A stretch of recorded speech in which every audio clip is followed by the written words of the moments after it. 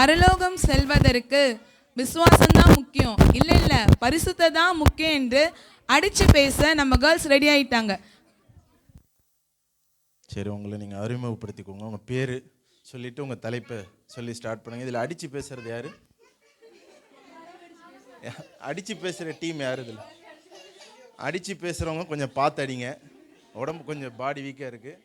அடிக்காமல் பேசுகிற டீமுக்கு நான் நிறைய சப்போர்ட் பண்ணுவேன். அதனால் அடிக்காத டீம் யார், அடிக்கிற டீம் யார் சொல்லிடுங்க.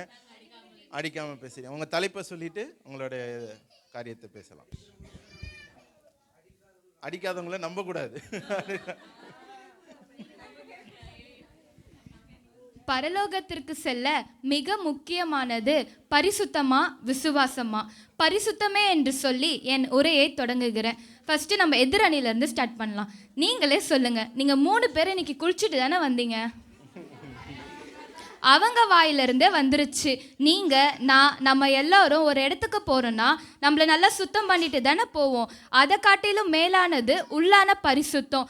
பைபிளில் சொல்லி இருக்கிறது வெளிப்படுத்துதல் 21:27, தீட்டுள்ளதும் அருவருப்புமானது பரலோகத்தில் பிரவேசிப்பதில்லை. அதுபோல தான் தானியல் என்று ஒருத்தர் வாழ்ந்து காட்டியிருக்காரு. அது எப்படி தானே பார்க்குறீங்க? தானியல் தன்னை போஜனத்தினால் தீட்டுப்படுத்தாமல் காத்து கொண்டாரு. ஆகவே பரலோகத்திற்கு செல்ல மிக முக்கியமானது பரிசுத்தமே என்று சொல்லி என் உரையை முடிக்கிறேன். நன்றி. அடுத்து விசுவாசம் அந்த தலைப்பில் அவங்க பேசுவாங்க.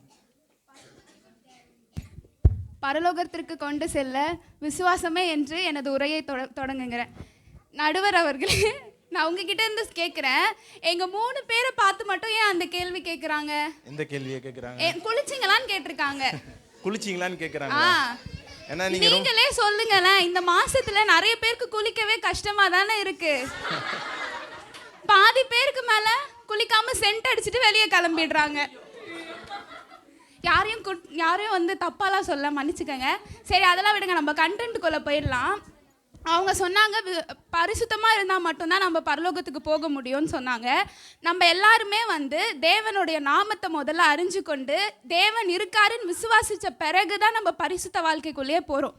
அப்போ நம்மளுக்கு முதலாவது தேவையானது விசுவாசம் தான். நம்மளுக்கு சின்ன வயசுலேருந்து ஒரு காரியத்தை சொல்லி கொடுத்துருப்பாங்க, கீழ்ப்படிதல் தான் வெற்றிக்கு முதல் படின்ட்டு. அதே மாதிரி ஆவிக்குரிய வாழ்க்கைக்கு தேவையானது விசுவாசம் தாங்க. நம்ம பைபிளில் எபிரேயர் 6:11 ஏனோக்கை பற்றி சொல்லியிருக்கு. ஏனோக்கு விசுவாசமாக இருந்ததுனால தான் அவர் மரணத்தையே காணாமல் தேவனிடத்திற்கு எடுத்துக்கொள்ளப்பட்டார். அதே 11:5 சொல்லியிருக்கு, விசுவாசம் இல்லாமல் தேவனுக்கு பிரியமாக இருப்பது கூடாத காரியம்னு. நம்ம தேவனுக்கே பிரியமாக இல்லைனா எப்படிங்க பரலோகம் போக முடியும்? எனவே விசுவாசம் தான் ஜெயிக்கும்னு சொல்லி நான் விசுவாசிக்கிறேன் நடுவர் அவர்களே. நன்றி. அவங்க விசுவாசிக்கிறாங்களாம், அவங்களுக்கு தான் தீர்ப்பு சொல்லணும்னு.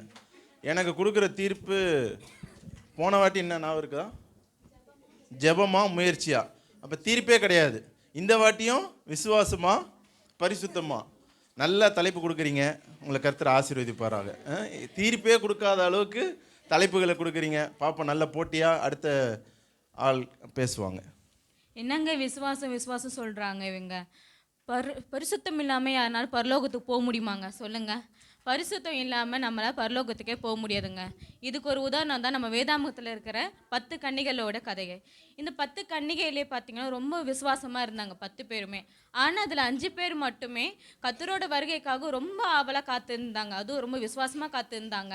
ஆனால் அவங்க என்ன தான் விசுவாசமாக காத்திருந்தாலும் ஆண்டவர் என்ன சொன்னார்னா, நான் உங்களை அறியேன் அப்படின்னு சொல்லிட்டாரு. அப்படி சொன்னோன்னா அவங்களுக்கு என்ன தோணியிருக்கும்? நம்ம இவ்வளோ விசுவாசமாக இருந்திருக்கோமே, ஆனால் நம்ம பரலோகத்துக்கு எடுத்தப்படலையே, எஸ்எப்பா நம்மளை வேண்டான்னு சொல்லிட்டாரே, அரியன்னு சொல்லிட்டாரே அப்படின்னு சொல்லிட்டு அவங்களுக்கு ஒரு தோணி இருக்கும்.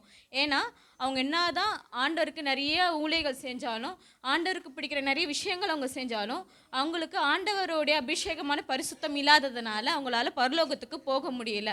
அதே மாதிரி தாங்க நம்ம லைஃப்லேயும் நம்ம நிறைய கெட்ட பழக்கங்கள் வச்சுருக்கோம், கீழ்ப்படியாமல் இருந்திருக்கோம். ஆண்டவரோட சொல்லுக்கு கீழ்ப்படியாமல் நிறைய கெட்ட விஷயங்களை நம்ம செய்கிறோம். ஸோ அது மாதிரி நம்ம செய்கிறதுனால நம்மளால் பரலோகத்துக்கு சீக்கிரமாக போகவே முடியாதுங்க. பரிசுத்தம் இருந்தால் மட்டும்தான் நம்மளால் பரலோகத்துக்கு போக முடியும். யோபு போல் நம்ம எவ்வளோனா டைலாக் சொல்லலாம். ஏசப்பாக்காக நான் உயிரை கொடுப்பேன், ஏசப்பாக்காக நான் என்ன வேணாலும் செய்வேன், அவருக்காக நான் கண்டிப்பாக வாழ்வேன், இப்படிலாம் நம்ம டைலாக் சொல்லலாம். ஆனால் பரிசுத்தம் இல்லாமல் நம்மளால் கண்டிப்பாக பரலோகத்துக்கு போகவே முடியாதுங்க. ஏன்னா பரலோகம் போகிறதுக்கு பரிசுத்தம் தான் ரொம்ப முக்கியம். எனவே பரிசுத்தம் தான் முக்கியம் என்பதை என்று நான் உணர்த்துகிறேன் என்று என் உரையை முறிக்கிறேன். அடுத்த லாவணி அவர்கள் பேசுவாங்க. அற்ப விசுவாசிகளே, ஐயோ நான் உங்களை பார்த்து சொல்லலைங்க. ஏசப்பா தன்னோட சீஷர்களை பார்த்து விசுவாசியாமல் இருக்கிறவங்கள அற்ப விசுவாசிங்கன்னு சொல்கிறாங்க. இந்த தயவு செஞ்சு எனக்கு என் மேலே கோவமாக இராதீங்க. சரி, ஓகே. விசுவாசனாலே அதுக்கு யாருங்க சொல்லுங்க நடுவர்களே? விசுவாசனாலே உங்களுக்கு யாருக்கு நம்ம வருவாங்க? நிறைய பேர் இருக்காங்க. எத்தனை பேர் சொல்லணும்? பழைய ஏற்பாடுல விசுவாசத்தின் தகப்பன் ஆபிரகாம். ஓகே, தேங்க்ஸ், உங்கள் கண்ணு எடுத்துக்கிட்டேன். விசுவாசத்தின் தகப்பனே ஆபிரகாம் தாங்க. அவருக்கு குழந்தை பிறக்கலன்ட்டு நிறைய பேர் சொன்னாங்க. அவருக்கு வயசாச்சு, அவருக்கு இதுக்கு மேலே குழந்தையே வராதுன்ட்டு அவரே யோசிச்சாரு. ஆனால் ஏசப்பா சொன்ன ஒரே ஒரு வார்த்தையை நம்பி காத்திருந்ததுனால அவர் இடத்துலேருந்து ஈசாக்குன்னு ஒரு பரிசுத்தமான சந்ததி வந்துச்சு. அந்த பரிசுத்த சந்ததி தான் ஏசப்பாவே வந்தாங்க. ஸோ எல்லாத்தையும் கூட்டி கழிச்சு பார்த்தீங்கன்னா விசுவாசம் தான் ஃபஸ்ட்டு. அந்த ஆபிரகாம் விசுவாசிச்சதுனால தான் அதுலேருந்து ஈசாக்கு வந்தார். ஈசாக்குலேருந்து நம்ம ஏசப்பா வந்தாங்க. ஸோ பரிசுத்தம் தாங்க எல்லாத்துக்குமே முக்கியம். விசுவாசம் தாங்க எல்லாத்துக்குமே முக்கியம். சரி, ஓகே ஓகே, எல்லாரும் அலர்ட்டாக இருக்கீங்களா? பார்த்தீங்க, எல்லாரும் அலர்ட்டாக தான் இருக்கீங்க. சரி, ஓகே. இன்னும் ஈஸியாக எக்ஸ்பிளைன் பண்ணுன்னா, கடுகு விதை பெருசா இல்லை மலை பெருசா? மலை தான் பெருசு. ஆனால் ஏசப்பா என்ன சொல்கிறாங்கன்னா, கடுகளவு விசுவாசம் இருந்தால் போதும், மலையை போல் இருக்க பிரச்சனை கூட விசுவாசத்தினால நீங்கள் ஜெபிச்சிங்கன்னா அது உங்களுக்கு நிறைவேறிடும், எல்லாமே மாறிடும். நீங்கள் என்னென்னலாம் நினைக்கிறீங்களோ, உங்கள் கடன் பிரச்சனை பெருசாக இருக்கலாம், இல்லை உங்கள் வியாதி பெருசாக இருக்கலாம், உங்கள் ஃபேமிலியில் இருக்க கஷ்டம் பெருசாக இருக்கலாம். ஆனால் நீங்கள் விசுவாசமாக ஜெபிச்சிங்கன்னா ஏசப்பா அதுலேருந்து கண்டிப்பாக உங்களுக்கு விடுதலையை கொடுப்பாங்க. அதுக்கப்புறம் இன்னொரு வசனம் சொல்லுது, விசுவாசம் தான் உலகத்தை ஜெயிக்கிற ஜெயம். நீங்கள் விசுவாசிச்சிங்கன்னா அந்த அக்கா சொன்ன மாதிரி பாவ காரியங்கள் எவ்வளோ இருந்தாலும் நீங்கள் விசுவாசிச்சு அதில் ஜெபிச்சிங்கன்னா எவ்வளோ பெரிய பாவத்தில் நீங்கள் கீழ்ப்படியாமலே இருக்கலாம், இல்லை உங்களை ஏதாச்சும் அடிக்ஷன்ஸில் இருக்கலாம், போதை வஸ்துக்கள், இந்த மாதிரி நிறைய பாவ வழக்கத்தில் இருந்தாலும் விசுவாசம் உள்ளவர்களாக நீங்கள் ஜெபிச்சிங்கன்னா கண்டிப்பாக நீங்கள் பரலோகத்துக்கு போவீங்க. விசுவாசம்தான் முக்கியம் என்று எனது உரையை முடிக்கிறேன். விசுவாசம் அப்படின்னா அதுக்கடுத்து அதோடைய அர்த்தம் நம்பிக்கை. கரெக்டு தானே? இப்போ நிறைய ஆண்கள் இருக்காங்க, அவங்கள்ட்டலாம் கேளுங்க, கல்யாணம் ஆனவங்கள்ட்ட, கல்யாணம் ஆனால் சந்தோஷமாக இருப்போன்னு ஒரு நம்பிக்கையில் ஆண்கள்லாம் இருக்கிறோம். கரெக்டு தானே? அந்த ஆண்களில் அங்கே பின்னாடி ஒருத்தர் கையை உயர்த்தி காமிக்கிறார். எப்படி இருக்கிறோம்? நம்பிக்கையாக இருக்கிறோம். அப்போ அந்த நம்பிக்கை தான் வாழ்க்கை. அடுத்தபடியாக சாதாரண பேச்சாளர் இல்லை, பயங்கரமானவங்க. அவங்க மைக் எடுத்தாலே தீர்ப்பு அவங்க பக்கம்தான் போகிற அளவுக்கு பேசக்கூடியவர்கள், அடித்து பேசுகிறவங்க. மகா அவர்கள் அடுத்து பேசுவாங்க. கர்த்தருக்கு ஸ்தோத்திரம். நடுவர் அவர்களே, யாராவது பார்த்தீங்களா? எனக்கு தெரியும், மகா மட்டும் ஏன் அவ்வளோ இன்ட்ரடியூஸ் பண்ணனா, யாருமே கூப்பிட மாட்டாங்க நடுவர் அவர்களேன்னு கேட்க மாட்டாங்க. மகா மைக் எடுத்தாலே முதல்ல நடுவர் அவர்களே, ஏன்னா பார்த்து செய்யுங்க, நான் அடித்து பேசுகிறாள், நான் உங்கள் சைடு நடுவர் அவர்களே. பரிசுத்த தேவன் எங்களுக்கு தீர்ப்பு தருவார். கண்டிப்பாக நாங்கள் பரிசுத்த தேவன் எங்கள் டாபிக் பரலோகத்தில் கொண்டு சேர்ப்பது பரிசுத்தமாக விசுவாசமாக பார்க்கும்போது நாங்கள் பரிசுத்தத்தை குறித்து பேச வந்திருக்கிறோம். நடுவர் அவர்களே, ஏசப்பா இந்த உலகத்திற்கு நம்மளுடைய பாவங்களெல்லாம் நீக்கி நம்மளை பரிசுத்தப்படுத்துறதுக்காக இந்த உலகத்தில் ஒரு பரிசுத்த பாத்திரத்தை தான் நடுவர் அவர்களே தெரிந்து கொண்டாங்க. இதுதான் உண்மை. இது உண்மைன்ற ஓகே. தேவனுக்கு பரிசுத்தர் என்று ஒரு பெயர் இருக்கிறது அல்லவா? அதே மாதிரி தான் தேவனும் அவருடைய பிள்ளைகளாகிய நம்மளை நீங்கள் பரிசுத்தராக இருப்பது போல், நான் பரிசுத்தராக இருப்பது போல் நீங்களும் பரிசுத்தராக இருங்கள் என்று கர்த்தரே நம்மளிடத்துல சொல்லியிருக்கிறார். சரி நடுவர்களே, இப்போ நம்மளுடைய டாபிக் உள்ளாக நம்ம டீப்பாக போவோம். எப்படின்னா பரிசுத்தம் விசுவாசம் இதில் ஒரு சின்ன கன்ஃபியூஷனோடு என்னைய மாதிரி நிறையா பேர் இருப்பாங்க. அதுக்கு தான் இப்போ வந்துட்டு எப்பவும் போல் ஒரு எக்ஸாம்பிளோட வந்துட்டு ஆரம்பிக்கலான்ட்டு எடுத்துகிட்டு வந்திருக்கிறேன். இப்போது ஏர்போர்ட் போகிறோம், நம்ம எல்லாருமே ஏர்போர்ட் போகிறோன்னா நம்மளுக்கு தேவையான லக்கேஜஸ் எடுத்துருப்போம், நம்மளுக்கு தேவையான பொருட்களெல்லாம் எடுத்துருப்போம். நான் வந்துட்டு உள்ளே செக்கிங்காக போகிறேன். இப்போது என் லக்கேஜ் எல்லாம் இருக்குது, செக் பண்ணிட்டாங்க. ஆனால் என்கிட்ட என்னுடைய டிக்கெட் இல்லைன்னா என்னை உள்ளே கூட அலோவ் பண்ணவே மாட்டாங்க. கரெக்டுங்களா? கரெக்டு. டிக்கெட் முக்கியம் தானே? லக்கேஜ் முக்கியமா டிக்கெட் முக்கியமா? டிக்கெட் தான் முக்கியம். Mark the point. சரி, இப்போது இந்த டிக்கெட் இல்லைன்னா எப்படி ஏர்போர்ட்டுக்குள்ளேயே விட மாட்டாங்களோ? நீங்கள் சொல்லலாம் ரயில்வே ஸ்டேஷன் எடுத்துகிட்டா வித்தவுட்டில் போகணும், அதுக்காக தான் நான் ஏரோப்ளேன் எடுத்திருக்கேன். பார்த்தீங்களா? இப்போது லக்கேஜ் இல்லாமல் லக்கேஜ் மட்டுமே இருந்தால் உள்ளே விட்டுருவானா? கிடையாது. அந்த மாதிரி தான் நம்மளுக்கு தேவையான ஒன்றில் பரலோகத்திற்கு போகிறதுக்கு தேவையான ஒன்றில் ஒரு லிஸ்ட்டில் விசுவாசமும் முக்கியமான ஒரு இடத்துல இருக்குது. ஆனால் விசுவாசம் இருந்தால் மட்டுமே போயிட முடியும்னு சொல்லிட முடியாது. ஏரோப்ளேனுக்கு போகிறதுக்கு என்ன தேவைன்னு நீங்க எல்லாரும் சொன்னீங்க? டிக்கெட். அந்த டிக்கெட் தான் நம்ம பரிசுத்தம். பண்ணுங்க பரிசுத்தம். மகா ஒரு நல்ல பாயிண்ட்டை சொன்னா நீங்கள் யாருமே கை தட்டலை. உடனே அவளே கேட்டு வாங்கிக்கிறா, கையை தட்டுங்கப்பா, எங்களுக்கு கையை தட்டி எங்களை ஊக்குவீங்கன்றா. ஓகே, இப்போது மத்தேயு 5ஆம் அதிகாரத்தில் 8ஆம் வசனத்தில் இருதயத்தில் சுத்தமுள்ளவர்கள் பாக்கியவான்கள், அவர்கள் தேவனை தரிசிப்பார்கள்னு ஒரு வசனம் இருக்குல்ல நடுவர்களே? இருக்குது நடுவர்களே. சரி, சந்தேகம் வேணாம், இருக்குது. இல்லை அப்பப்போ நடுவர் கொஞ்சம். ஆமாம். சரி, இப்போ இருதயத்தில் சுத்தமுள்ளவர்கள்னா நான் வந்துட்டு தேவனை விசுவாசிக்கிறேன், தேவனை ஆராதிக்கிறேன், தேவனிடத்தில் என்ன கேட்டாலும் வந்துட்டு கிடைக்கும்னு நான் வந்துட்டு நம்புகிறேன். ஆனால் அதே நான் வந்துட்டு உலகத்தோட காரியங்களில் சினிமா, சீரியல்ஸ், இந்த மாதிரி சினிமா சாங்ஸு, இந்த உலகத்துக்குரிய காரியங்கள், இந்த சோஷியல் மீடியாஸ், இதில் அதிகமாக நானும் மூழ்கிட்டு இருந்து அதே சமயத்தில் நான் விசுவாசிக்க தான் செய்கிறேன். சர்வ வல்லமையுள்ள தேவன் எனக்கு எல்லாத்தையும் செய்ய வல்லவராக இருக்கிறாருன்னு நான் விசுவாசிக்கிறேன். அட் த சேம் டைம் நான் வந்துட்டு இதையும் பண்ணிக்கிட்டு இருந்தேன்னா என்னோட இருதயத்தை நான் அசுத்தப்படுத்தி கொள்ளுகிறேன். இந்த இடத்துல பார்க்கும்போது என்கிட்ட விசுவாசம் இருக்குது, நான் வந்து விசுவாசத்தோடு இருக்கிறேனே, அதனால் நான் பரலோகத்துக்கு போயிடுவேனா அப்படின்னு நான் தைரியமாலாம் உட்காந்துட முடியாது.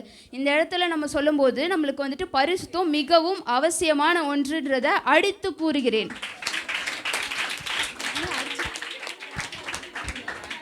கரெக்டு தானே நடுவர்களே? கரெக்டு தானே? கரெக்ட். நியாயமாக பேசுகிறீங்க, நீதியாக பேசுகிறீங்க, சரியாக பேசுகிறீங்க. ஆமாம், அதுதான் ஃபைனலாக நடுவர் அவர்களே. பரிசுத்தம்னு சொன்னாலே யார் வந்துட்டு நம்ம பைபிளில் ஃபஸ்ட்டு ஞாபகம் வர ஆள்? நடுவர் வளர்ந்து வரட்டும். சொல்லிட்டாங்களே. இல்லை நடுவர் நீங்களே சொல்லுங்க. அவங்க சொன்னதை என் வாயில சொன்னாதான் நம்புவீங்க. யோசேப்பு. ஓகே, யோசேப்பு. ஸோ இப்போ வந்துட்டு எல்லாருமே சொல்லலாம் யோசேப்பு தேவனை விசுவாசித்தார், குழிக்குள்ளே போட்டும்போது தேவனை விசுவாசித்தார், எல்லா இன்னல்களிலுமே இக்கட்டு சூழ்நிலைகளுமே தேவனை விசுவாசித்தாருன்னு சொல்லலாம். ஆனால் அவருக்கு ஒரு பரிசுத்த பரீட்சைன்னு வரும்போது அந்த இடத்துல அவர் தேவனுடைய நாமம் மகிமைப்பட அந்த இடத்துல அவருடைய பரிசுத்தத்தை காத்து கொண்டதால் மாத்திரம்தான் தேவன் அவரை உயர்த்துறதுக்கு ஒரு வழியாக அந்த இடத்துல அவர் நின்னார். இதிலிருந்தே பரிசுத்தம் தான் மிக மிக அவசியம் பரலோகத்திற்கு போகிறது என்று என் உரையை முடிக்கிறேன்.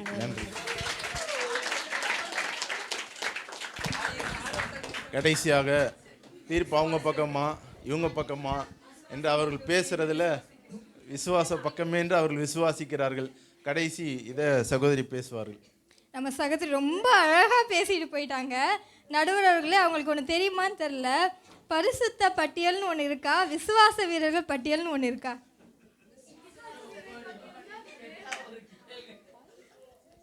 நமக்கு முன்னோடியாக இருந்தாங்க, ஆபிரகாம் இருந்தாங்க, யாக்கோபு இருந்தாங்க, எல்லாருமே இருந்தாங்க. அவங்க எல்லாம் விசுவாச வீரர்கள் தான்.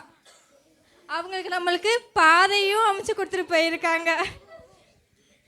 ஏன் நம்ம சர்ச்சில் கூட ஒரு பரிசுத்த நம்ம விசுவாச வீராங்கனைன்னு நம்ம தாய் இருக்காங்க. நம்ம தாய் எப்பவுமே சொல்லுவாங்க, ஊழிய பாதையில் விசுவாசத்தோடு ஓடிட்டு இருக்கோம்ப்பா, இன்னும் ஓடணும், என்ன வந்தாலும் விசுவாசத்தோட ஓடணும் அப்படின்னு சொல்லி கற்றுக் கொடுத்துருக்காங்க. கரெக்டான ஆளை பிடிச்சாங்க பார்த்தீங்களா? எங்கே பிடிச்சா நம்மளுக்கு தீர்ப்பு நம்ம பக்கம் வருன்றத பார்த்து பிடிக்கிறாங்க. உஷாரான ஆள் தான் இந்த டீம், ரொம்ப பயங்கரமான ஆளுங்க. நீங்களே சொல்லுங்க நடுவர்களே, விசுவாசிச்சாங்க. தேவனுடைய ட்ரெஸ்ஸை தொடும்போது ஒரு அற்புதம் நடந்துச்சு. அதே மாதிரி இன்றைக்கும் விசுவாசத்தோடு ஜெபிச்சா நம்மளோட நோய்கள் மாறுது. நம்புறீங்க தானே? நீங்க விசுவாசிக்கிறீங்க தானே? விசுவாசிக்கிறீங்க தானே?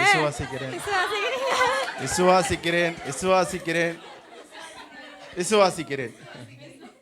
நம்ம இன்னைக்கு இந்த நாள்ல கடந்து போறோம்னா அது விசுவாசம் தானே? கண்டிப்பா. ஆமா, இன்னைக்கு நம்ம ஜெபிக்கிறோம், மற்ற காரியங்கள் செய்வோம், வியாதி போகணும் அப்படின்னு ஜெபிக்கும் போதெல்லாம் விசுவாசத்தோட தான் ஜெபிக்கிறோம். பரிசுத்தத்தோட ஜெபிக்கன்னு சொல்ல வரல, விசுவாசத்தோட தான் சொல்றேன். நீங்க விசுவாசத்தோட ஜெபித்தாலும் பரிசுத்தத்தோட இருந்தாதான் அந்த ஜெபம் ஏற்றுக்கொள்ளப்படும். அதே மாதிரி விசுவாசம் உள்ளவனாயும் ஜெபிக்க வேண்டும். சொல்லுங்க.